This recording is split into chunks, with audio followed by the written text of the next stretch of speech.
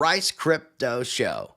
Today, I am joined by fellow content creator British Hodl, and I invited him on so that we can learn more about him, his YouTube channel, and have a discussion about the financialization of Bitcoin, BlackRock, Bitcoin ETFs, and much more.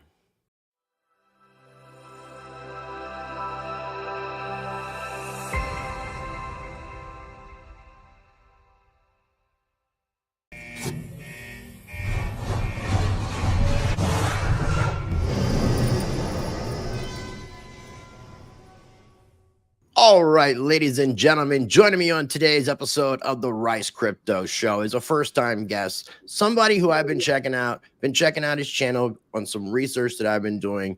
Today, I am joined by Mr. British Hodl. Welcome to the show, my friend. How's it going? It's going well. Thank you for having me. Well, thank you for accepting my invitation, you fine gentlemen. I greatly appreciate it. We gotta just get the message out one way or another. The message has to get out.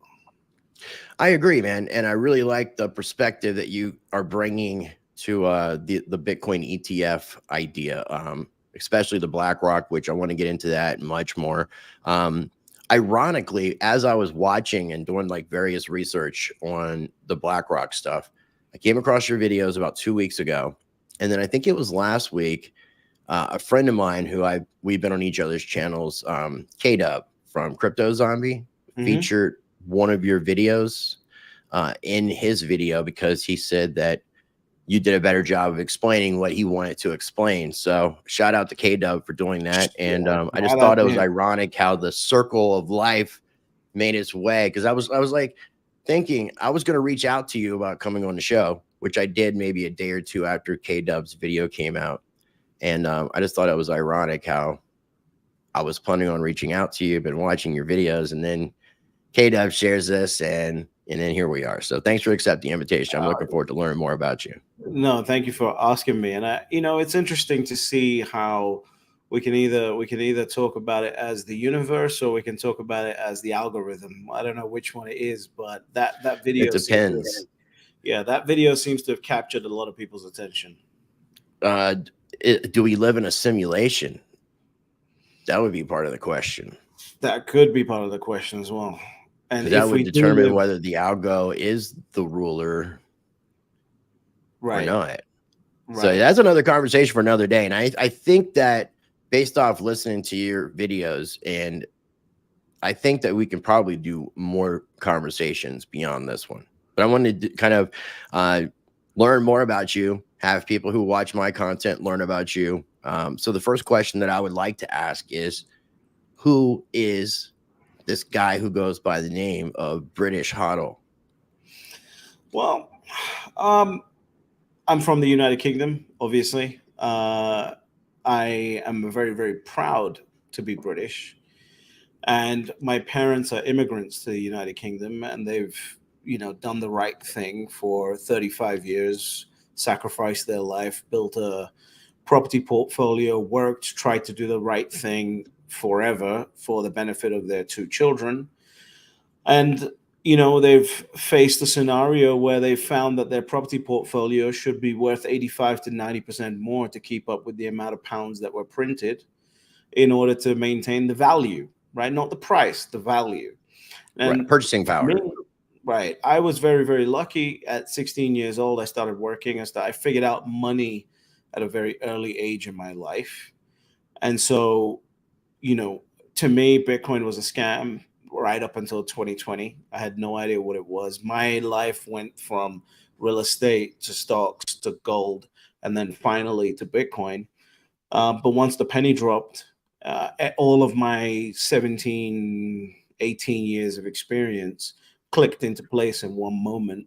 And then after analyzing my parents' situation, I just got so absolutely frustrated and angry that I had to start creating YouTube videos for other people who have done the right thing for 35 years and have still been screwed over.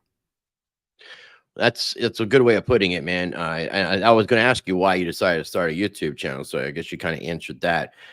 your background, do you like, as far as like your education, employment, and stuff like that? I'm not saying currently, but you sound like you come from the what I call the legacy finance world, the TradFi world.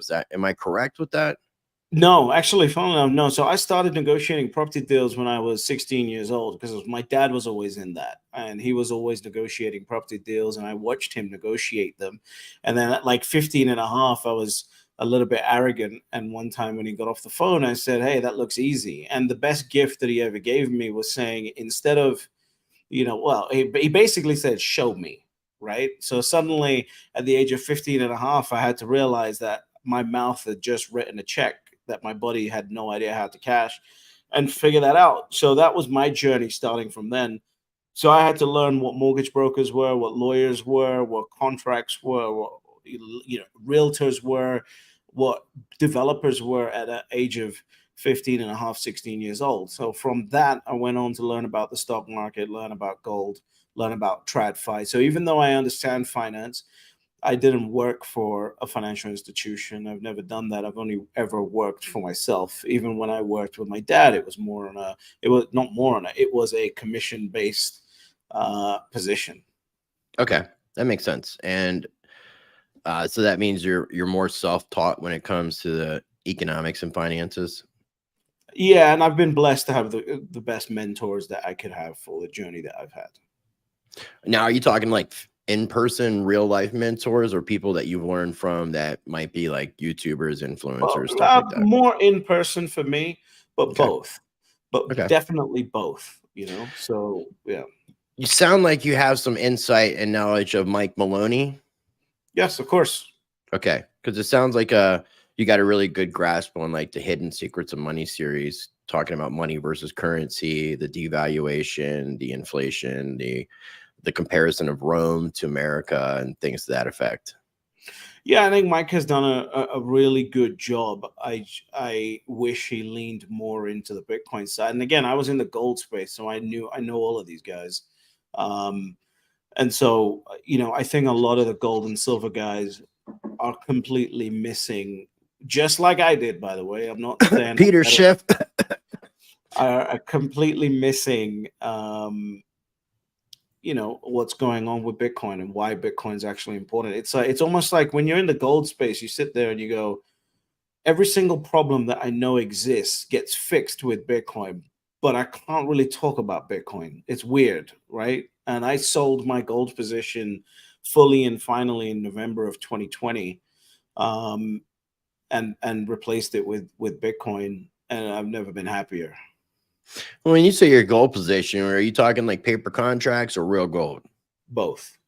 Okay, because I'm not a I fan gotta of remember. the contract trading. I know that that's like the way that the legacy side TradFi does it, but I'm a big proponent of, because that's where the manipulation takes place, especially the price manipulation. I feel like Well, silver, obviously, is, I think, in my opinion, and a lot of others, is very undervalued and very manipulated. the problem is that when you understand any of these assets, especially the metals, you realize that the manipulation is built into the asset itself. Because, for example, if the price of silver goes up from $20 an ounce to $75 an ounce, the stock to flow ratio of silver can drop down to 3 from 15. And that is inbuilt manipulation into the asset. What that basically means is Right. that if the price goes high enough, I can dig up all of the on-ground supply of silver within 3 years instead of 15.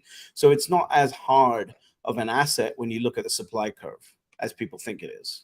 That makes sense in the rig game. It makes sense, 100%. Well, no, it actually makes sense in a purely capitalistic game, because if the price goes up, capitalism would state that more players are going to come into the market to try and sell that asset. If that happens, this is a completely capitalistic approach. This is why I sold my entire metals position. Okay. No, I respect that. I'm a proponent of having both. I try to look at precious metals as like a present tense of way of preserving what you have, your purchasing power. And then to expand upon that, you have things like Bitcoin and cryptocurrencies to expand upon your wealth for future. That's how I've kind of explained it to people, as being somebody as a proponent of both. Because even being somebody in the crypto world, I would get a lot of shit from other YouTubers about promoting precious metals, but I knew in my heart, like in my opinion, it was the best thing that I could do to explain to people to diversify. Yeah, in my opinion.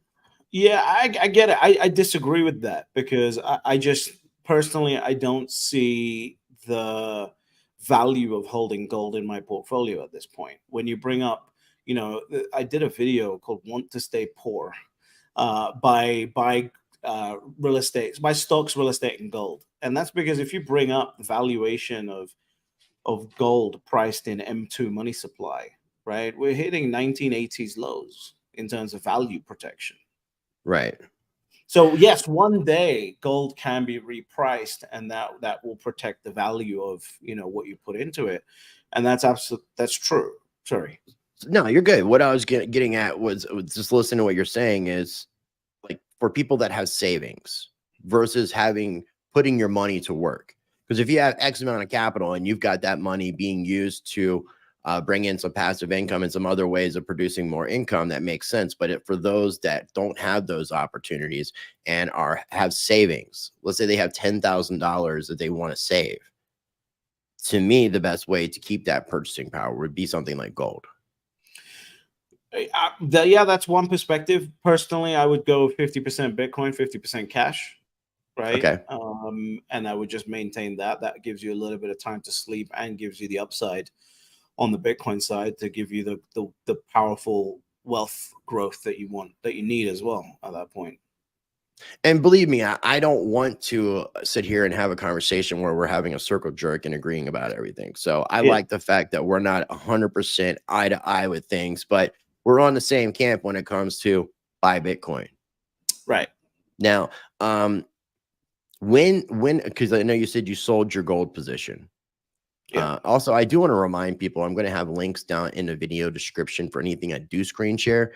And I definitely encourage you guys, if you're not familiar with this man's channel, I'm going to have links down below for the British Hodl YouTube channel. And I'm also going to Thank you have very much. links. Oh, no problem, man. I definitely would like, you'll see that the crypto community is very much a community. We try to look out for one another. I don't think there's much competition in it. The people that do look at it as such are people that I don't generally associate with. So, and also have your Twitter account. I don't like to call it X, so I'll have your Twitter account for at British We Hodl as well. 1,000,000% agree on that. I don't call it X at all.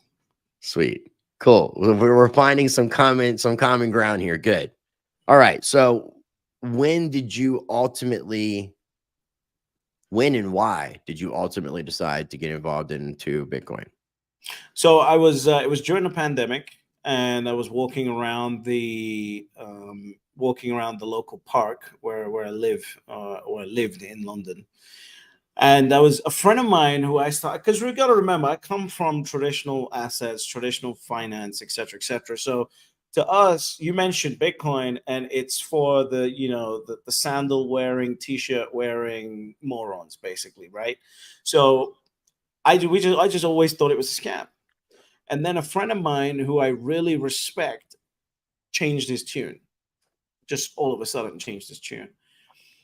And then I was talking to him, and he said, "You need to listen to this book," because we both do audiobooks. He was like, "You need to listen to this book, like listen to it, and then we can have a real conversation about it." So I was listening to it, and it was the Bitcoin Standard by Saifuddin Vice. Ahmed. Yeah. Okay. Cool. And Saifuddin has a gold background. My friend also has a gold background. I have a gold background. So as I'm listening to this book, I'm listening to it in like 2x the speed, and I'm walking around this park like a moron. And it finally gets to Saifuddin explaining the idea of stock to flow. Now, most people have heard of stock to flow because of Plan B's Bitcoin price model. That's not what I'm talking about. I'm talking about just the concept of stock to flow. Being a gold person, the second he mentioned stock to flow, all the pieces just aligned. It was like the Matrix, just like everything just aligned for me, because what I realized was that I was looking at Bitcoin like a stock when I should have been looking at it like a commodity. And so Yeah, in and that even one, it's crazy you said that though, because there's so many people that do look at cryptocurrency because of the way the charts are. They look at it right, as a stock, and right, if you look at the IRS, which it's the IRS and a few other government agencies have deemed it a commodity. Yeah, I mean, most of the most of the G20 tax authorities know exactly what it is. They know how to tax it. They know how to study it, right? Okay. Yeah. So this moment happens where he mentions stock to flow, and I stopped. I rewound it, listened to it in 1x the speed, normal speed, and I started this instant fear that I don't have enough Bitcoin. Like it was instant. It was just primal to a certain extent. No, but at And so that point, did you even have Bitcoin? zero. So what I had done was in 2017, if me and my best friend was sitting smoking cigars in the cigar lounge, we were watching the run up happen. And so we had both opened up Coinbase accounts on our phones, bought 20 Bitcoins each and sold them a week later or 2 weeks later and doubled our money. So I still had a Coinbase account. The app wasn't downloaded on the phone or anything like that. And so as I realized I've just fucked up, basically, I downloaded the app. And as I'm walking home, I bought my first few Bitcoin, like after I got it, as I'm walking from the park to my home to actually like study this more. What specific time frame are we looking at in 2020? This was in March of 2020. This was So like this is what right. this is when the markets crashed. Yeah, Bitcoin was sitting like right above 3K. something like that. Yeah, I think I They got hit into the it. stock market It a might have been couple the first week times. of it might have been the first week of April. So it might have been a little bit higher than that. I think my Okay. first purchase was around $5,000. Okay. Yeah. Nice. And that was it. Like that, I walked home, and as I'm walking home, I'm wiring money to downloaded the app, the Coinbase app, wired the money in. Luckily, at that point, there was no real restrictions on wiring money into Coinbase from a British bank account, which there is now, which we can touch on later too. Okay. And bought my first few Bitcoin again, like to keep. And that was it. Like, and then the rabbit hole just opened up, and the next And few months was. that is so powerful though, what you just said, the convenience Yeah. and the power of just being able to purchase this bearer asset Bitcoin on the fly while you're walking down the street. Right. You know, I People mean, really now I know you can do that underestimate with that. stocks and things to that effect, but But you stocks can't, though. aren't a monet. Well, you can't. You can't because they're not a bearer instrument, right? So it depends on how much you value the bearer element of the asset. With Bitcoin, I can walk anywhere I want to while buying this asset, and within 2 seconds, I can send it to my own bearer held wallet. Stocks, you can't do that. There's no other W- asset where you can do But that. once they tokenize stocks, you would be able to, right? Listen, the whole crypto thing, we're gonna have a whole different discussion on. I Okay. may, how do I put it? I don't think I'm a Bitcoin maxi because I still That's a own. question. That was a Yeah, question. I still own other stuff, right? Like I like collecting watches. I own what? So in my world, maxis are you sell everything and you only hold Bitcoin. Now, if the definition of maxi in the crypto world is you only focus on Bitcoin, then I'm a maxi. Do you own any other cryptocurrencies, any altcoins aside from Absolutely not. Bitcoin? Then you Absolutely would not. be by definition, in this sense, a Bitcoin maximalist. Well, I'll wear that crown Because then. a maximalist basically is saying that we don't need any other cryptocurrencies. Bitcoin can do it all. Is now I'm just paraphrasing it and I'm just lumping a bunch of fundamentalism and maximalism all because now they're even different factions of that. There's like Yeah, your Bitcoin fundamentalist, your Bitcoin maximalist, and it's getting to be a little bit toxic. yeah. But I mean, I get some of the perspective because if there weren't so many cryptocurrencies and they weren't diluting the market, imagine where Bitcoin would be in the price. Well, that's not really my reason. In which case, and yes, I But completely that is agree a with that. factor, and that does make Completely, Bitcoin would be a much higher price right now if we didn't have more than completely, half of the cryptocurrencies dilute in that market. completely. My reasoning is very, very simple. I think that if I'm going to put my money into anything, it has to solve a problem. And I think while there are cryptos out there, or as we in the maximalist space would lovingly call them, shitcoins, out there that are purporting to solve a problem one day, to me and for my capital, Bitcoin already solves the single biggest problem that every single person in humanity faces, which is protecting the value of their energy. And so if one day in the future a crypto alternative for something shows up and it's good, sure, I'll consider it. But right now, the thing that needs fixing is the system itself. And Bitcoin fixes the system itself. That's why I choose to focus my energy on Bitcoin. Okay, that makes sense. That makes sense. I am what some people would refer to as a shitcoin minimalist. Okay. Okay. I don't believe that we need all these cryptocurrencies, but I believe that we need more than Bitcoin, because Bitcoin can't handle the scalability of more than what it is dealing with now, like the smart contracts. Like Ethereum is more of like a world computer, Yeah. versus a what could be considered a commodity or currency, ultimately. So, I mean, even BlackRock and other financial institutions are talking about Ethereum ETFs, and I believe Fidelity is doing a package Ethereum ETF, which might include like other ERC20 tokens. I mean, you have things like Chainlink, which is an Oracle service that would have communication between like your TradFi, your blockchains, and your other Web 2 kind of instances. And you need that communication factor Yeah. I mean, listen, I in don't know addition too to much. interoperability. Yeah, I don't know too much about the crypto space. I'm a Bitcoiner. I know about Bitcoin. The two issues that I would have regarding the crypto space is, number one, every institution that has said they're setting up some form of blockchain project, it's ended up failing. And number two, I don't see why anything like, if somebody says, okay, Ethereum is going to go up in value because people are going to put a bunch of art on Ethereum, for example, right? It's like, let's say this is a piece of art, and I'm going to sell this to you for US dollars, right? So you give me the US dollars and I give you this piece of art. At any point, you can go and sell this to someone else for euros, right? Or yen, or pounds. But so in essence, the dollars, pounds, euros don't have the value. This has the value. The value is here. So my issue with that is, if people say tomorrow that the value is in the Bored Ape, for example, not on the Ethereum network, and that Bored Ape gets ported over to the Bitcoin network, suddenly the value in Ethereum goes down.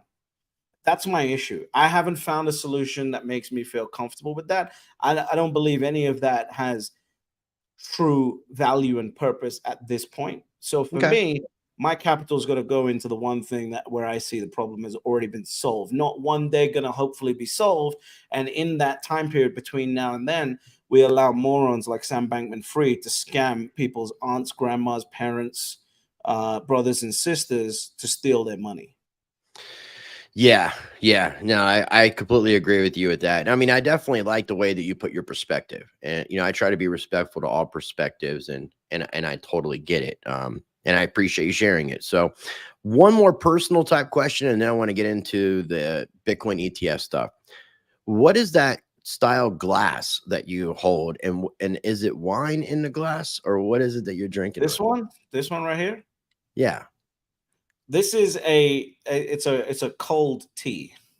it's a cold I tea. like Okay. drinking tea. Yeah, I like Okay. drinking tea. I don't know what style the glass is, but But tea, it just looked kind of special, and it was all proper like and stuff. So that's why I was like, I didn't know if it I was like like drinking tea. Normally, I drink tea from a shot glass, so I'm not doing that today. But a, normally, a, that's my normal.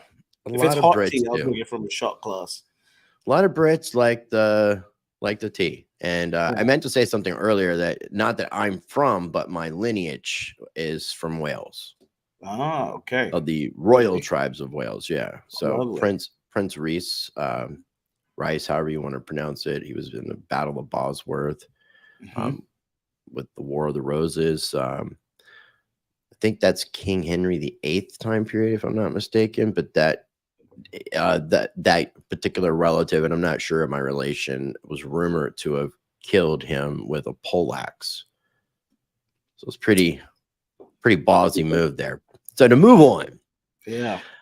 we have the Bitcoin spot ETF coming from many different directions. On your channel, you've been focusing on the BlackRock side of it. Now, before I ask about the ETF in general, we know that an ETF is going to get approved. You've mentioned BlackRock's ratio, their batting average, what, 99%, but really the one was just like it still ultimately went through, so it's pretty much like 100% batting The average. one that So they got, I think they've had 576 applications, and 575 were approved. And the one that wasn't approved, the whole entire industry wasn't approved. so nobody got an approval. It wasn't just Nobody. BlackRock. Okay. Yeah. Do you know what the industry was, but out of curiosity? I can't remember. But It's all good. All good. So the question I want to ask first in regards to this, because there's speculation, you know, because BlackRock people call the fourth branch of the United States government. I think BlackRock is being invested. Huh? I thought that was Goldman Sachs.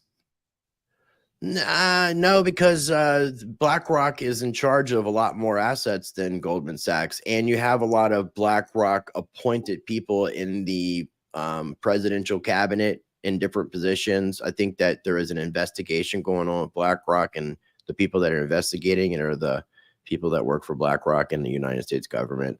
And I know that with the Aladdin bot, BlackRock came to the aid of the U.S. government, the Federal Reserve, and Wall Street in 2008 and control at least half of the assets of the aforementioned still, which is absolutely insane. So some people are thinking that BlackRock is going to get the first ETF approval. Some people are thinking that in the best interest of fairness, because in any other time with these approvals, if you let one company through first, they're going to have that first mover advantage. 100%. So a lot of people are speculating that you're just going to approve them all at once, all of them. What are your thoughts on that? Yeah, I mean, the reason why I focus on BlackRock is because the entrance of BlackRock was important. I think that they'll go through all of them at the same time. I think it would be unfair, and the SEC would open itself up to a bunch of lawsuits if it was, for example, to allow BlackRock and then 7 months later allow GBTC, right, for grayscale. I think that would be extremely, or even ARK Invest, who is supposed to be approved before BlackRock. So yeah, I get what you're saying. Definitely opens up a floodgate. Right. The very entrance of BlackRock into the game was the moment that we were waiting. It was like the okay sign. Right. BlackRock is not going to get into something. They're not looking for their second denial in history. Right? They're not looking for that. And they came with the most innovative solution. And the moment they did that, they were also the first, I believe, the very first, as soon as the SEC said there's not enough, because a bunch of people, you know, filed their applications copying BlackRock's surveillance sharing agreement. And then the SEC came out with a press release or something like that and said, these are still not adequate because they don't mention the actual exchanges. And within hours, BlackRock had refiled. So if you don't think a lot of this is drama, I don't know what to say, but it looks like drama to me. If I was a guessing man, it looks like drama to me. I would agree. And even if they are all approved all at once, I mean, a lot of these institutions already have built-in clients. So it's not as if it's going to be that much of a game changer for one to get through necessarily. Not 100%. Now, on your channel, and again, I really encourage people to check out your channel if they haven't already checked out your channel. Go through your videos, because some of the questions I'm going to ask you in regards to this, you cover in a lot more detail. And I haven't watched all these videos myself, which is the reason why I wanted to have this conversation. But what in using BlackRock specifically, what is BlackRock's end game? What is their purpose in Bitcoin? Well, BlackRock doesn't get involved in any asset without having a game plan to control the direction of what's going on. The good news about Bitcoin is they can't actually control it. What they can do is invite Bitcoin in, and they can create services for Bitcoin, and they can utilize Bitcoin to extend the banking services and the asset management services that they provide and the returns they provide. One of the biggest things that people don't understand about BlackRock is that they've been the ones promoting this ESG narrative. And the ESG narrative has generated a compounded return of 5.5 to 6% over the last 10 years. It's been the worst performing thing that anyone has ever thought of. Whereas now, 2 weeks after they applied for the ETF, suddenly KPMG is out with a report saying Bitcoin is now ESG friendly. And I as soon as that happened, as soon as BlackRock announced it, I put a tweet out and I said, within 6 to 9 months, there'll be a major publication like, New York Times, Washington Post, someone like that, doing a whole expose on why Bitcoin is now good for the environment. And the reason why that is extremely important is if BlackRock can urge, say, 10%, 5% of the capital that's in ESG investments, which they forced in there, that's been generating bad returns, to go into Bitcoin and Bitcoin related investments. And now they can go from a 5.5, 6% compounded return to a 20% compounded return because of the CAGR that Bitcoin provides. You're looking at, suddenly BlackRock's the winner. There's the other side of it too, which is the fact that if you own a bunch of Bitcoin and you want to do lending facilities against that, they benefit. They want to lend you against your Bitcoin. They want to allow you to get into Bitcoin related funds and earn a fee off of it. They want the whole gambit. They want the whole business model of Bitcoin back to front tied up because it creates money for their firm. They are a business ultimately. There are a bunch of, conspiracy angles on BlackRock and everything like that, and that's fine. But they are a business ultimately. And a business's job is to return profits to its shareholders. I'm listening to you, but I got super distracted because as I was looking at some of these thumbnails, it's this little tiny glass. So that's your shot glass? Mm-hmm. That's what was throwing me off. So you're drinking tea in that shot glass? Yes. Okay, because it looked like just some weird little cup. It's not the cup that you're holding up now. I had to see this picture to realize that I was now, because you have the mug down here, you have the little shot glass, you have a whole like accessory of glasses, man. It just depends on the mood. You gotta get your glasses right. If you don't have your glasses right, what's the point? Exactly. Sorry for the tangent there, man. I got distracted by the cup. This ESG narrative, what's interesting is there was such a push for saying how much energy Bitcoin was using and how bad it was for the environment, and now that's kind of flipping in a sense. Where did who do you feel like was pushing for the negative using too much power narrative versus BlackRock saying it's ESG friendly? Well, you got to think about it, right? When did that narrative start? It was about 2020, right? That's when that narrative started. And what's happened? What do we know based on on-chain data that's happened since 2020? Bitcoin's been dwindling away from exchanges for the first time ever since 2020, consistently. Yeah. Right. So if it was me, let's say I'm BlackRock and I have a study that I've done in 2019, 2020, 2021, and I'm going, okay, we need to figure out how to control this asset. Right. What I'm going to do is I'm going to call you up and I'm going to say, right, I need you to start doing podcasts on why Bitcoin is terrible for the environment so we can drive $60 trillion, which is the projected amount of capital that will be in ESG investments by 2025. We want to drive that capital away from Bitcoin, even though it has the best ROI. So you start doing that as my main media arm. So now the capital starts drying out the market. I use algorithmic purchases to make sure that I can get into the market without disrupting the market. At some point, once we are fully ready, we file for a spot ETF and change the narrative. This is all simple. It's very much. It reminds me of Jamie Dimon in 2017 saying that Bitcoin was crap while Chase Bank was buying Bitcoin. Yeah, this is all child's play. This is all child's play. This is the easiest level of accumulating an asset, that anyone could ever think of. This is not advanced level thinking. Well, some of the stuff that you kind of were getting into, I kind of feel like was because there was some things that I wasn't thinking about because I'm not I don't even want to know about TradFi world, to be honest with you. Like, I just don't, it's just not my cup of tea. It's your cup of tea. It's not my cup of tea. And with that being said, some of the perspective that you have given is really interesting about like the financialization is the word I'm looking for. The financialization of Bitcoin, Yep. the lending of Bitcoin, the credit expansion. Can Yep. you explain a little bit more about that? Because that's what I found to be very fascinating. So if you have $1 million in the bank, in the banking system at this point, if you take that $1 million out, they've got to now reduce their loan book by $20 million, which means there's $20 million less that they can lend out against your $1 million deposit. Now, if Bitcoin suddenly becomes the asset that nobody can custody, banks can't custody it, and everyone wants to get into it, why do you think they wanted Operation Choke Point? Because they had to stop the capital flowing out, because if the capital continued flowing out to the best Kager asset, the loan books would have to come down, right?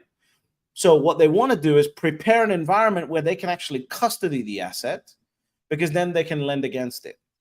So once they can custody it, it makes sense, because if you take $1 million out of your bank and you put it into Bitcoin and you custody it with them, they can still do the 20 times leverage lending against it. So Fractional that reserve, is the fractional reserve lending that you're speaking about. right. So that is part of the process of the ETF, because assets are extremely easy to lend against when they're financialized and securitized like an ETF.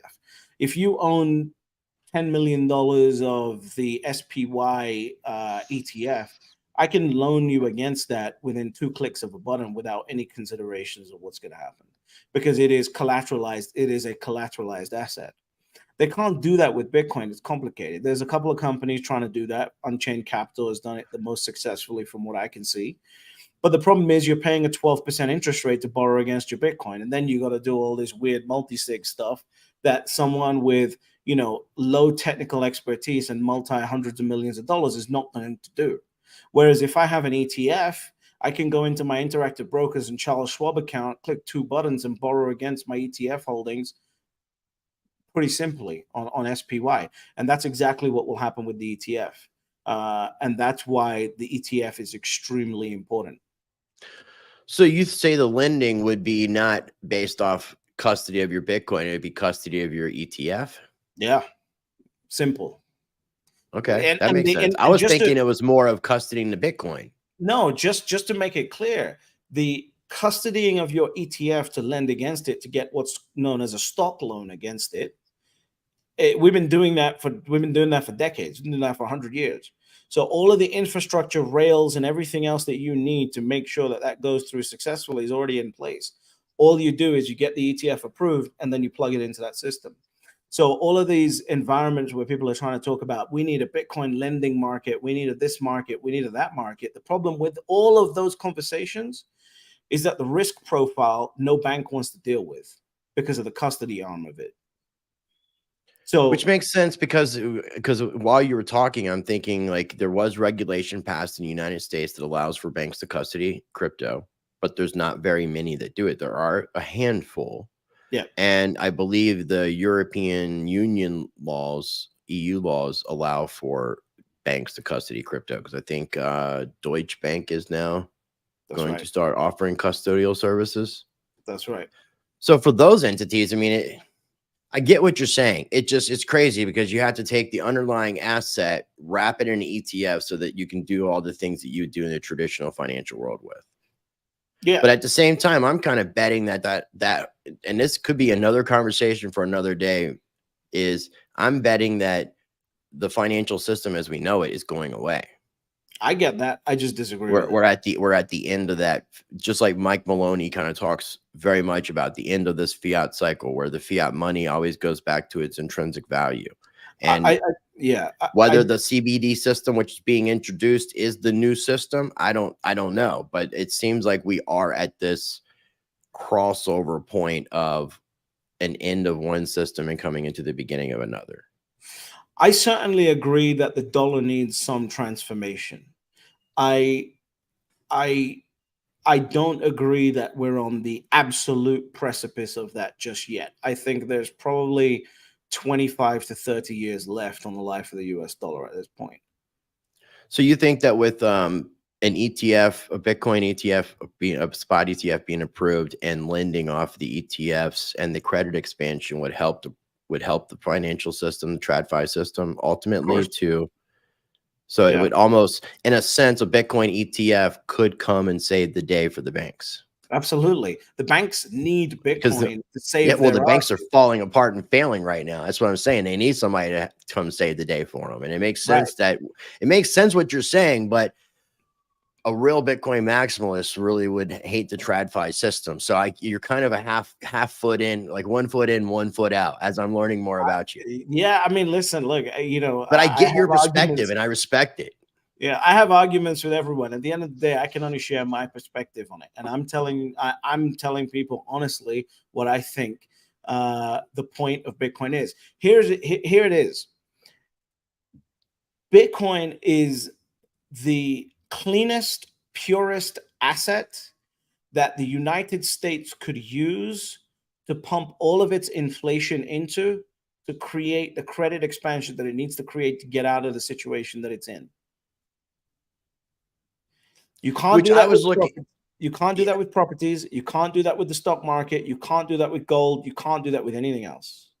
I was looking at it the other way around, as like as the fiat system is failing, all the fiat money gets pumped into the crypto market, and we just switch over to a crypto based economy. I can see that argument. I just completely don't agree with it. And that's cool. And Yeah. again, I would like to have more conversations and kind of expound upon these things 100%. Um, in regards to the BlackRock ETF, because I do want to talk about Vanguard and a few other things. Was there anything else specifically that you wanted to bring up? I do want to bring up two things about the proposal, but was there anything else that you had that you wanted to mention to people who aren't familiar with your channel, haven't watched your videos in regards to the BlackRock ETF? No, not really. I mean, I think the most important thing for the average person to realize is just BlackRock filing was the signal. All of this other stuff, we're just talking about it, right? Just BlackRock filing is the signal. Right. I agree. Now, when we were talking about getting together and doing this interview, I was asking you some questions, and you said that you're not really into the conspiratorial side of things, which I completely respect. But you seem to be a critical thinker, and you seem like somebody who would have read through this proposal. Am I wrong? Did you read it? Yeah. Okay. I'm curious what your thoughts are, because there's speculation from a lot of people in the You verbiage mean about the the risk, BlackRock is gonna fork it and all this other stuff? well, the risk assessment part of it. Yeah, the risk assessment part and bringing up the forks, because that is a part of the, I'm just trying to scroll through it because there's many parts where it's brought up, but the risk assessment for the forks, and it doesn't really specify whether they're talking about past, present, or future forks. So it could be based off past forks. There is somebody at the beginning of the year, and I don't know who it is, that's been accumulating the shit out of BSV, large amounts. And then also in the Bitcoin, in this ETF proposal from BlackRock, there is mention of the Craig Wright lawsuit that's going to be going on against Copa. And I'm not sure how familiar you are with that part, but what are your thoughts? Because not from a conspiratorial side, but what are your thoughts with this verbiage of this fork? And then we can get into the conspiracy part, but just your thoughts about why all this had to be included and such. It has to be included because it is a part of Bitcoin. The filing has to include an understanding of the asset. And a fork is a part of Bitcoin. The beautiful thing about Bitcoin is they're not going to convince the node owners to actually switch over and start using the new BlackRock version of Bitcoin. So if they want to do a fork, they can go ahead and do a fork, and they can airdrop me all that fake Bitcoin. I'm going to sell it in whichever liquidity market they've got and buy real Bitcoin with it. And so a lot of people think, oh, they're going to control all the miners and all this other stuff. But it's really the node owners that, as you know, that are the important ones in the process of what gets adopted. So they have to do it because they have to actually explain that they understand what the asset is and what would happen. Would you think that most people have a price, like to do things that they may not want to do if they're offered enough money? Yes. Okay. I'm just thinking out loud. I mean, Sure. is it possible that they could incentivize the Bitcoin core developers who don't technically get paid to develop Bitcoin to actually pay them to develop Bitcoin in a way that changes Potentially. that benefits them? Potentially, sure. Potentially, Okay. anything's possible. It's also potential, if we really want to think about this, that Larry Fink is actually Satoshi Nakamoto too. In a weird way, I've never heard anybody say that. I mean, it's not out of the realm of possibilities because he did create the Aladdin bot in the 80s. And I know that it's not like he's a single-handed developer on it, but I think he had to do with some of the creation and programming of the bot. I don't know if you've heard about the Alan Greenspan stuff, but Alan Greenspan's actually one of the very first computer programmers. Oh, I didn't know that. Yeah. A lot of people Wow. didn't know he was a computer programmer. Yeah, I didn't know that. And there's a channel, Road to Ruta, Bix Weir. You might be familiar with him as a gold silver guy, but he talks about this theory of Alan Greenspan potentially being a part of or Satoshi Nakamoto, because he also stepped down from the Federal Reserve, I think a couple years before the Bitcoin white paper came out. Interesting. I'll have to have a look at that. Yeah, no, But it's what you've sorry. highlighted on the screen is extremely important, right? A temporary or permanent fork could adversely affect the value of the shares. That's extremely important to put in a filing because it is a risk factor. If something is forked and suddenly it causes hysteria in the markets, there may be a differential in the value of the shares. This is extremely important to put in a filing. Yeah, but there was also some things that were kind of alarming. Like I don't necessarily, I guess maybe this whole paragraph here. In the event of a hard fork of the Bitcoin network, the sponsor will, as permitted by the terms of the trust agreement, use its sole discretion to determine in good faith which peer-to-peer network among a group of incompatible forks of the Bitcoin network is generally accepted as a Bitcoin network and should therefore be considered the appropriate network for the trust's purposes. The sponsor, just kind of fast forward here to the last part of it, and that begins with the sponsor may also disagree with shareholders, the Bitcoin custodian, other service providers, the index administrator, cryptocurrency exchanges, or other market participants on what is generally accepted as Bitcoin and should therefore be considered Bitcoin for the trust purposes, which may adversely affect the value of the shares. But there was also something in some of this fork verbiage, and there's a lot of fork verbiage that talked about whether or not it undermined the Bitcoin network and made people lose faith in Bitcoin too. It was as if they were preparing, and I'm not saying that it definitely 100% is the case, but it was as if I can understand where the conspiracies would have come in.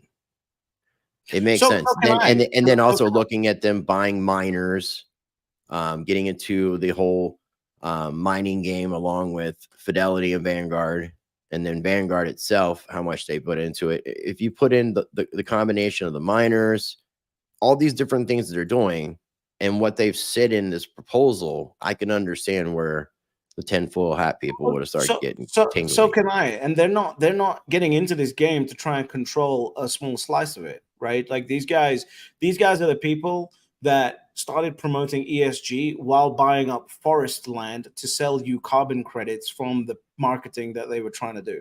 So they're not one mind, one track thinkers. They are lateral linear thinkers who are trying to take over the entire game.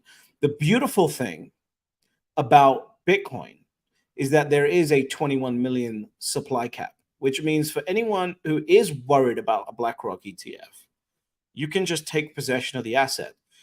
The other thing that people don't think about is that unlike the GLD ETF, where you need a minimum $1.5 million that you want to pull out in order to take physical possession of the asset, you and it takes 6 months for them to get the gold to you and all this drama.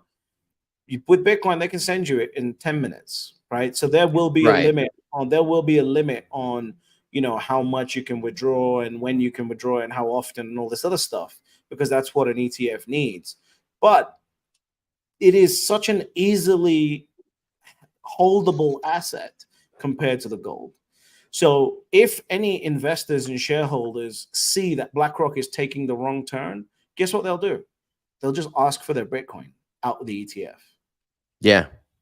Yeah, no, I agree. And that Bitcoin, makes let sense. me put it like this. Bitcoin is an injection of healing into the fuckery that BlackRock has been doing, because it is finally an asset that they can be held accountable for.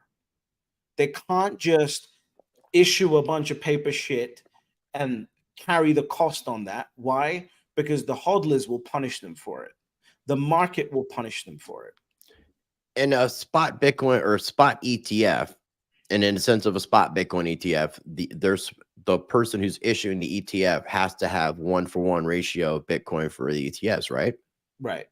Now, there Because may what? be Because I'm moments saying, what would stop them from fractionalizing it? there may be moments, like for example, if a bunch of capital comes into the fund and then the market closes and they need to purchase it the next day, there may be moments where there's suddenly more cash capital than Bitcoin sitting around. But that's the point of the ETF. The point of the ETF is to minimize that. That's why when everyone talks about price manipulation happening in the ETF, price manipulation happens in futures markets, not in the ETF. In the ETF, well, I'm not saying not, because Not that's the not spot it. ETF market, but yeah, the futures, because they don't have the underlying asset. It's just like Right, betting. It's literally just betting. right. But guess what? The difference here is that if any market maker in the entire world sees that BlackRock or some market participant has screwed up and they're holding a position that can be taken against them with a finite supply asset, the entire world will do exactly what happened with GME and everything else with the meme stocks, straight to BlackRock.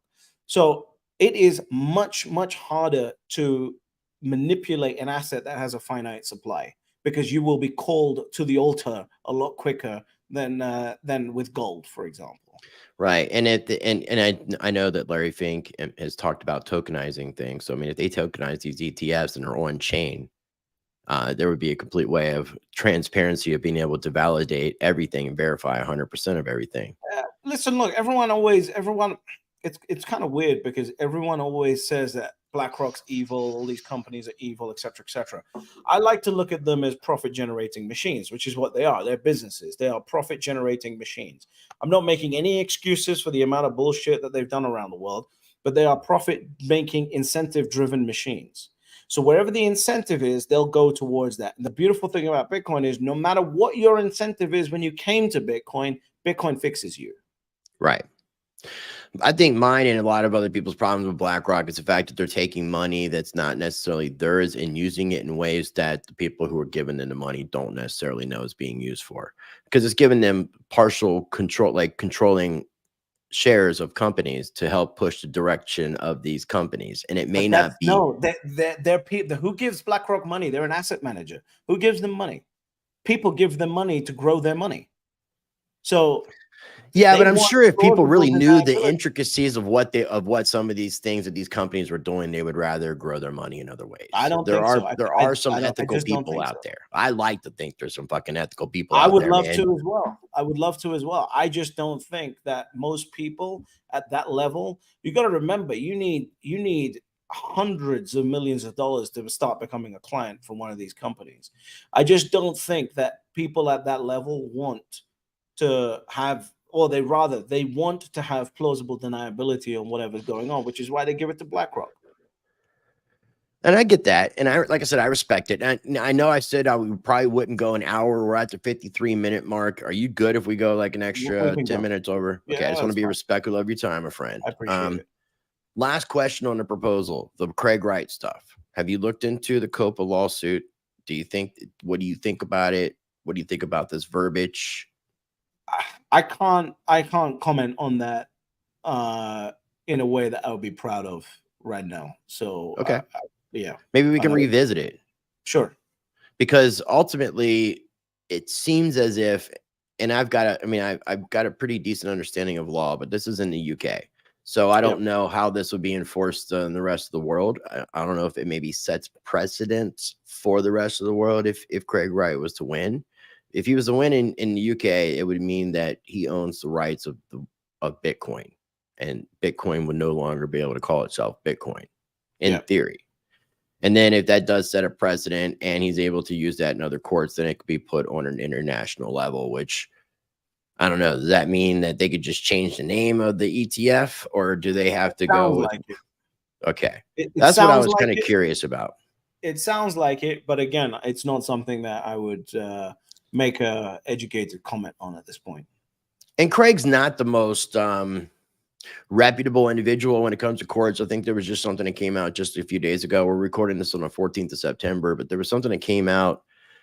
My friend Crypto Blood sent it to me. It had something to do with like incorrect financials or something like that. Let me see where it's at. Craig Wright's financial disclosure form in 143 million court case was incomplete. A recent court order grants W and K Info Defense civil sanctions against Wright for incomplete financial disclosures, yet stopped short of bringing criminal charges against the so-called inventor of Bitcoin. So he doesn't have the greatest record at all, but he's got somebody with a lot of money, Calvin Ayers, behind him financing him as far as the court stuff. So I'm trying to pay attention to the Copo suit and see how it turns out. I find it to be fascinating. Before we started recording, I was mentioning to you about Vanguard, because you have BlackRock, Vanguard, and State Street are kind of like these big three entities. And I know that BlackRock, and I think all three, own shares of each other. Very ancestral. Vanguard, it seems like they're competing in a way against BlackRock. And it looks like that they've partnered up with Robinhood, where BlackRock has partnered up with Coinbase as a custodial partner. And it looks like Vanguard has purchased more Bitcoin. And it looks like they purchased more miners and kind of one-upping BlackRock as they're going. And you're focusing on BlackRock, which I get, but obviously Vanguard, I think if I saw this correctly, Vanguard just passed up BlackRock in total assets. I'd have to confirm that, but you might be right. Let me double check, because I thought I had sent an article to myself. I'm going to listen to you while I'm looking for that article. Yeah, the reason why I focus on BlackRock is because, to me, BlackRock is the clearest signal for the overall market. When I say BlackRock, I want people to understand I mean Fidelity, Vanguard, all of these, Goldman Sachs, everyone. They're all coming. JP Morgan, everyone is coming. We are entering the Hunger Games period for the 21 million Bitcoin that is out there. And really, it's less than 2 or 3 million Bitcoin, really, what we're arguing about here. And they're going to do every single trick in the book to try and incentivize you to give your Bitcoin control over to them. Even if it means, like, for example, Unchained Capital, you can borrow against your Bitcoin for a 12% interest rate, except you put it into the ETF and I'll give you Fed rates, right? It doesn't cost them anything to do that, but it gets you to put your Bitcoin into the ETF. So they're coming for control. They're coming from every angle. They're going to want to control the miners. They're going to want to control the energy. They're going to want to control the Bitcoin. They're going to want to control what happens afterwards. Like, this is a full out assault on an asset. This is how you think about this is layering the investments. How I think about my portfolio is I want an underlying portfolio, which is the majority of it, of the underlying trend, which would, in this case, would be Bitcoin. And then on top of that, if you think of it like a pyramid, on top of that, I want something that's a layer 2 risk asset to the underlying. So in this scenario, it could be mining stocks, Bitcoin mining companies. And then on top of that, right at the tip of the pyramid, I want the highest leveraged asset, which could be call options on those mining companies, which are on the Bitcoin, right? And so this is how BlackRock thinks like that. And then they go, every industry wide. So now they're looking at which other companies are going to benefit from people wanting to buy miners, which other companies are going to benefit from Bitcoin mining, the need for energy in Bitcoin mining. All of this stuff, this is what they do. They have a team of people figuring out which industries, what layers are going to benefit from this one move. So I guarantee you, there are moves in the market that BlackRock is aware of that nobody else is aware of that will benefit from them jumping into Bitcoin, and they're assimilating their position as we speak. I found an article, one of the articles I was looking at. I'm not 100% sure what this means by firm moves to first for worldwide institution. BlackRock tops all AUM. What is AUM? Assets under management. So Okay. it's just the amount of assets that they control. Okay. That makes sense. That makes sense. I Yeah, mean, so it's if you still, scroll down, I'm sure they'll give you a number at some point. well, the bad thing was it doesn't do it because I have to Of register and all that bullshit. And I don't want to register for pensions and investments. So it is. I just was curious if because either way, they both deal with such an absurd amount of money. It doesn't really matter. The top 500 asset managers in the world control 130 trillion dollars of assets, and all of them look to BlackRock for guidance on what's going to happen. There is not one fund manager on the earth that has been fired for doing what BlackRock told them to do. So is it BlackRock or is it Aladdin or is it a combination of the two? Because I know there's two different sides to BlackRock. Well, the truth is, it's not just BlackRock, right? It's going to be the conglomerate at the top that's sort of figuring out what's okay. So if BlackRock's team on iShares calls all their salespeople and fund managers and says, "Hey, we've got this fund out now. This is the commission on it. Start selling it." Every one of those advisors in those 500 firms is going to start selling their funds. And so is it really BlackRock? Is it really a conglomerate? Is there a smoky room filled with four guys smoking cigars, figuring out which way it's going to work out? I don't know. And the beautiful thing about Bitcoin is I don't have to care because it is a race against scarcity. And in a race against scarcity, scarcity always wins. I like that. You were mentioning something about limitations with the accounts in Britain and England when it comes to buying Bitcoin, where you didn't have limitations before. Is that in regards to the MiCA stuff, or does England, the UK fall under MiCA? I don't think so. So we have MiCA's our an own EU thing, right? Yeah. So we have left the European Union. Brexit. The EU, right? So people have to realize there is a difference between Europe and the EU, right? So the United Kingdom is in Europe. It's just not part of the EU anymore. And so, yeah, they have a lot of MiFID rules and stuff like that in the European Union, in the EU, which we are still unfortunately listening to as far as the United Kingdom goes. And hopefully, as we step into the future, those rules will separate and the United Kingdom can become competitive again in the financial realm, which is unfortunately or fortunately one of the best things that the United States did was when they saw the EU try and implement those rules, you guys basically caught the rise on that as capital started fearing its protectionist natures over in Europe. So hopefully that trend changes. But right now, you've got a lot of banks, you've got a lot of institutions in the United Kingdom stopping people from sending money to Bitcoin exchanges and acquiring Bitcoin. Right. I've had a friend's account been shut down. There's definitely, well, I'm sure you've heard of it. Nigel Farage, his accounts have been shut down for being a politically exposed person, which is ridiculous. Yeah. Right. So there's a lot of different rules, and the beautiful thing about what Nigel is doing is that he's turning smoke and he's finding the tips of the fire, and so now we can hopefully find the fire and find what's actually causing it. But yeah, there's so many financially constrictive regulations in the United Kingdom, which is insane because we used to be the number one financial jurisdiction of the entire world. And now we've decided to lock off Russians' bank accounts.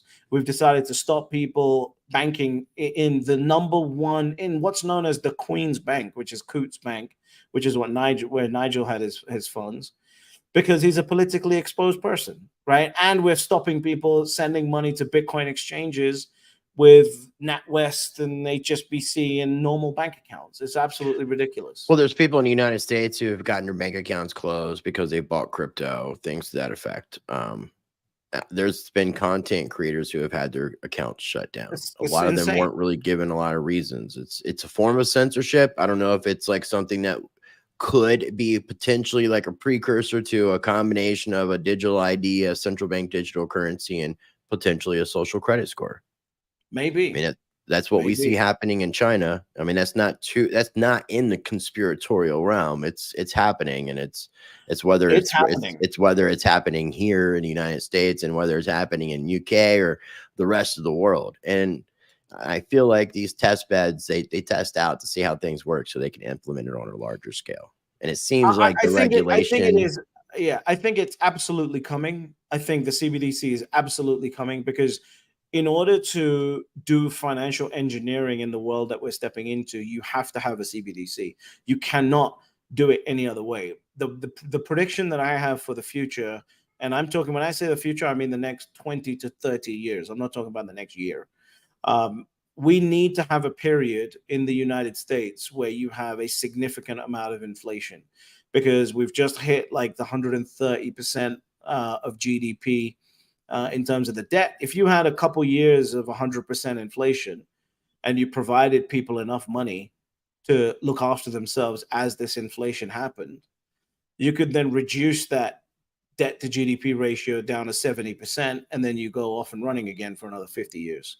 So there is a period of inflation coming. The difference is that the only way to make sure that people don't burn down the streets as a result of doing that is that I need to give you the money. I can't rely on the banking institutions. I need to give you the money.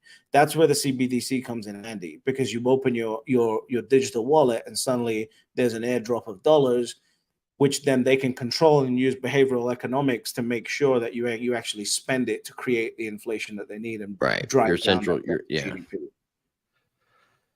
It's crazy. It's crazy, man. Especially when you think about it, everybody having like a central bank account. It's crazy to get into that Orwellian nightmare. And you said something earlier, and I think I want to try to figure out a play on words for the title for this video about like Hunger Games for Bitcoin has begun. Yeah. Because I think that's definitely a really good way of putting, like, summarizing all of this. I've really thoroughly enjoyed, you taking the time to explain a little bit more about who you are as a content creator and why you started the channel, and then diving into this ETF stuff and giving your perspective, man. I appreciate that. It's always a pleasure. Again, thank you for having me. Like, that's the key point. Even though I'm not a crypto person, I think that, one of the things that is important to me is helping crypto people, especially the young people in crypto, understand that the opportunity of Bitcoin has not been missed yet, right? It's not even got anywhere near solving the problem that it's designed to solve. And so whether you want to, I don't care what you want to do with your capital. All I want to do is fix the underlying system, because I know how corrupt that is. I know I'm not stupid enough to say that human beings are never going to ever want to, speculate again. I think if you want to speculate, go for it. But you have to have some Bitcoin. You have to secure your future with Bitcoin. And then if you want to speculate past that, that's totally up to you. And I would much prefer it if people speculated on top of Bitcoin than on top of the US dollar. Well said. And something I would recommend, I mean, since you're not really interested in any other cryptocurrencies or altcoins aside from Bitcoin, and Bitcoin isn't necessarily ready for scalability, and there's things being built, you should take a moment of your time when you get an opportunity and check out some of the second layer stuff like stacks and rootstock and what's being done with those mechanisms, because it would help with some of the scalability and some of the things. It offers smart contracts in some forms, even some DeFi elements. So And I know you're probably not a huge fan of NFTs, but there are the NFTs and stamps via the ordinals and the SRC and BRC20 tokens. So there's I some want pretty everyone, yeah, I want everyone to build on top of Bitcoin, speculate on top of Bitcoin, and Bitcoin is the underlying system that will heal the current corrupt financial system in 230 years of financial subjugation that the entire world has gone through. Anything you want to do on top of that, all more than welcome. You think ordinals have value? Put it out there in the market, and the marketplace will tell us whether they have value or not. I have no issues with capitalism, but I want the underlying system to be fixed, and that is Bitcoin for me. Once the underlying system is fixed, now capitalism can actually be a thing. You sound like a free market capitalist, almost like an anarcho-capitalist. You familiar with that term, anarcho-capitalist? Even if I was, I wouldn't admit to it because it sounds like it's going to get me banned from YouTube. No, it's not going to get you banned from YouTube. Actually, look into it. It's a pretty interesting concept. But I'm going to have links for your YouTube channel. What are your 3 rules to Bitcoin that you end your videos with all the time? It's very, very simple. Step number 1, you buy Bitcoin. Step number 2, shut the fuck up. And step number 3, you'll get fabulously wealthy. Fabulously wealthy. I like the second one. Shut the fuck up. I appreciate your time, man. You got any final thoughts? Anything else you want to add? And listen, I just want to say I appreciate you having me on. I know it's hard sometimes between crypto guys and Bitcoin maximalists to have a normal conversation. So I really appreciate that, and I wish you the best of luck with your channel and everything you're doing. And yeah, if anyone wants to get a hold of what I'm doing, it's very, very simple. Just go to the #1 most known site in the world, youtube.com. Type in British Hollow, you'll find me. And there'll be a link in the video description, and I'll have a link for your Twitter account as well. And dude, I mean, here's the thing. Like I said, I'm a crypto minimalist. I have friends that would identify as maximalists. We had a normal conversation between 2 people, Yep. whether or not, and even though we might have had some disagreements, it wasn't like we were over here trying to fight each other either. So it was Right. very, very civil, and I appreciate that. I mean, we can't always think alike. And in order for me to challenge what I think I know and others, I'm saying this like I'm speaking to myself and I'm speaking to other people. In order for us to challenge what we think we know, we need to be able to have discussions with people that we may not agree with. Absolutely agreed. Because otherwise, if you're just sitting there, you got a bunch of yes people around you, you're not being challenged, and you may not be able to see the forest for the trees, as they like to say. Absolutely agreed. So again, I'm going to have links down below for your YouTube channel as well as your Twitter account. I'd like to have you back on in the next couple of weeks, man. So I'll be in contact if you're interested. I would appreciate, yeah, If I didn't offend you too much, and you didn't offend okay, me at cool. all. I was waiting for you to start. You didn't offend me at all, so it's all good. We're all good. Awesome. Well, I thoroughly enjoyed it, man. I did. Bear with me real quick. I'm just going to do the wrap up and stop the recording. So, ladies and gentlemen, if this just happens to be your first time checking out any of my content, I definitely encourage you to make sure you're subscribed here and also at my other channel, which is called Rice Against the Grain. Check out my website, Rice TVX, where you can sign up for my mailing list and also get access to my private video server via riceuncensored.com. And before we wrap up, I want to leave you with this little positivity as I like to wrap up. Always, I encourage you to be a blessing to others. Treat people how you want to be treated. Be the glitch that you want to see in this matrix and be the change that you want to see in the world. And until next time, practice change.